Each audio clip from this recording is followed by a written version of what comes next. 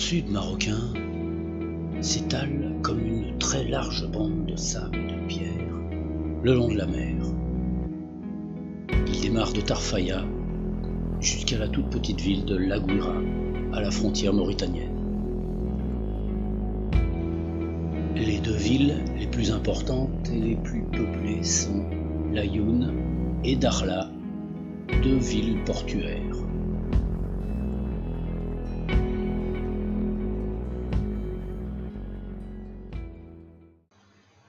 Bordées par l'océan Atlantique à l'ouest et par le Sahara à l'est, ces régions sont quotidiennement balayées par le vent.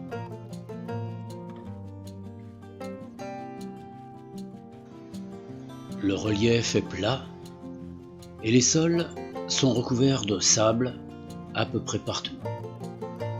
Seules les herbes qui supportent la sécheresse, la chaleur et le vent arrivent à pousser.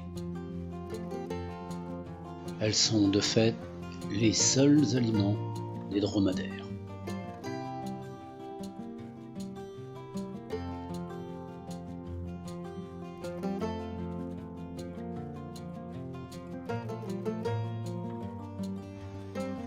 Les bords de mer, quant à eux, lorsqu'ils ne sont pas faits de sable, sont constitués de roches calcaires très découpées, dans lesquelles on trouve parfois des grottes rongées par la mer, dont le plafond s'est effondré comme ici. Dormir ne représente pas un problème, il suffit juste de s'arrêter quelque part. Quant à la route, en général, elle est droite et ventée la plupart du temps. Le sable est sûrement ce qu'on voit le plus, et sa couleur est très souvent blanche.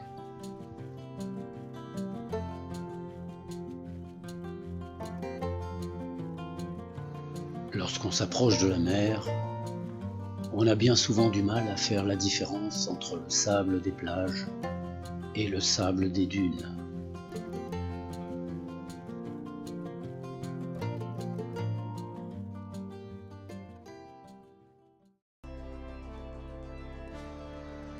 Il y a malgré tout dans ces déserts arides et désolés une réelle beauté qui se dégage.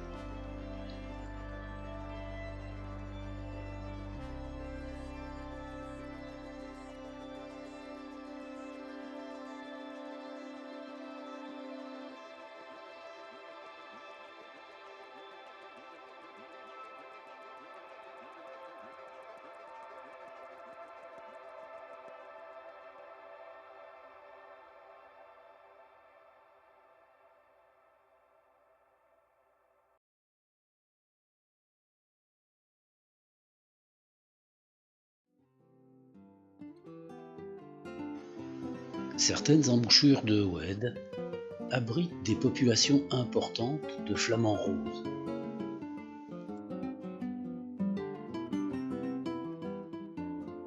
On peut passer de nombreuses heures à les observer monter et descendre le long de ces langues de sable.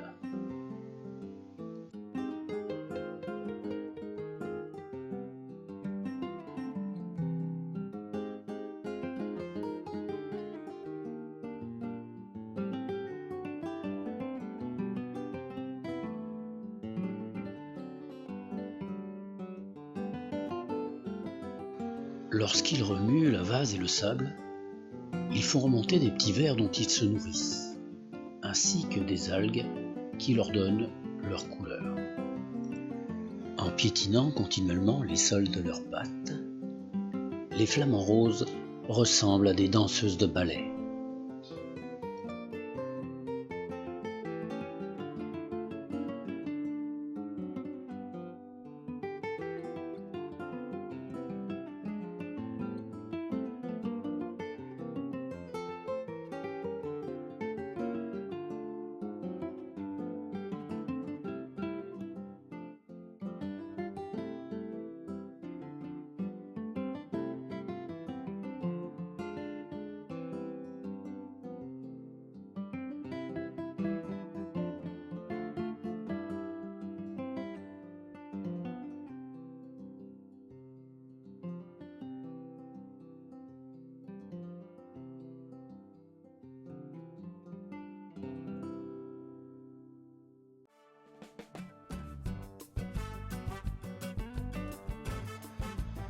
Laayoune est la plus grande ville du Grand Sud du Maroc.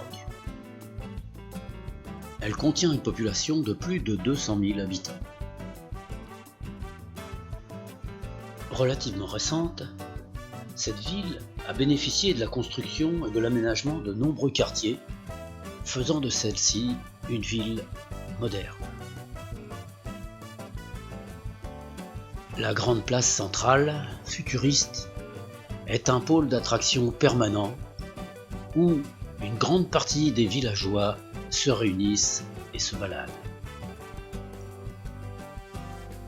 Les rues alentours sont bordées d'une végétation magnifique ainsi que d'un mobilier urbain très adapté.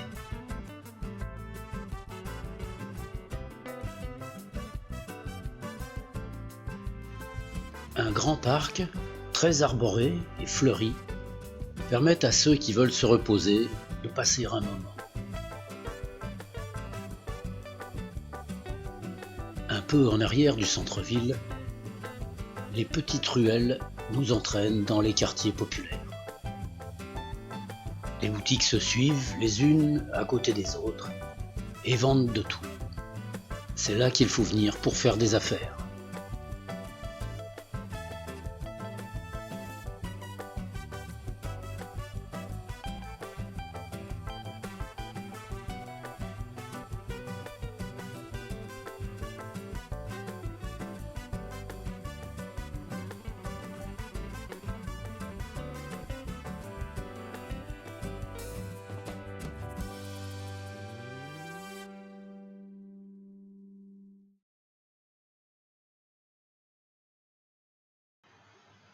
Il faut faire ensuite environ 900 km de ligne droite au milieu du sable pour atteindre la ville de Nouadhibou en Mauritanie.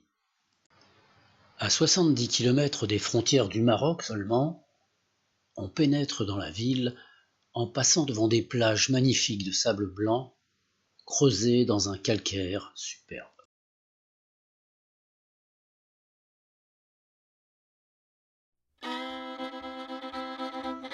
Bien que cette ville soit la deuxième du pays, grâce à une population d'environ 150 000 habitants, elle est considérée comme la capitale économique.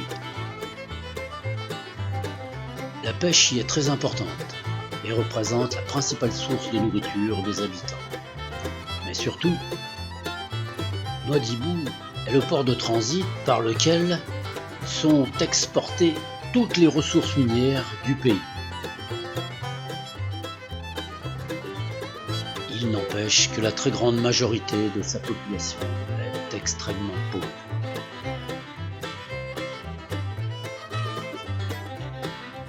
On accède à la ville par une avenue centrale, bordée de part et d'autre de magasins.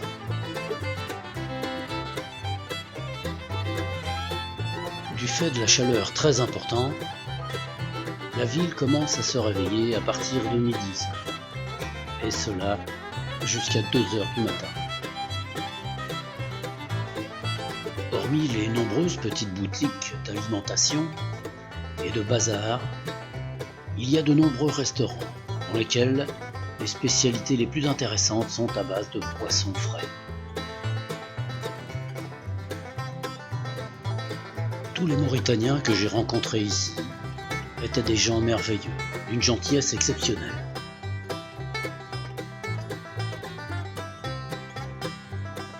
Vivant dans un grand dénuement, ils arrivent malgré tout à faire face à leurs problèmes grâce à beaucoup de courage et un système D à l'épreuve de tout. Sorti de la ville, il n'y a absolument rien hormis le désert.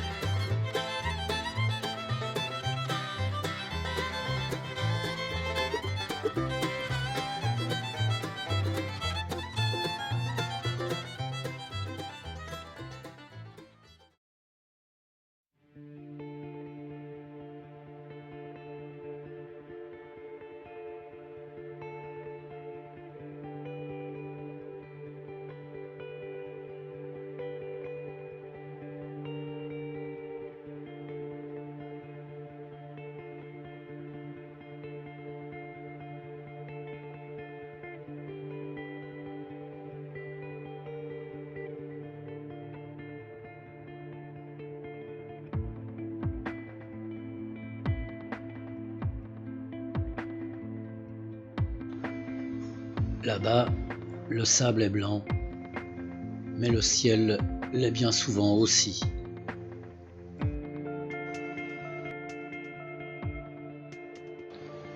La route, interminable et droite, la seule.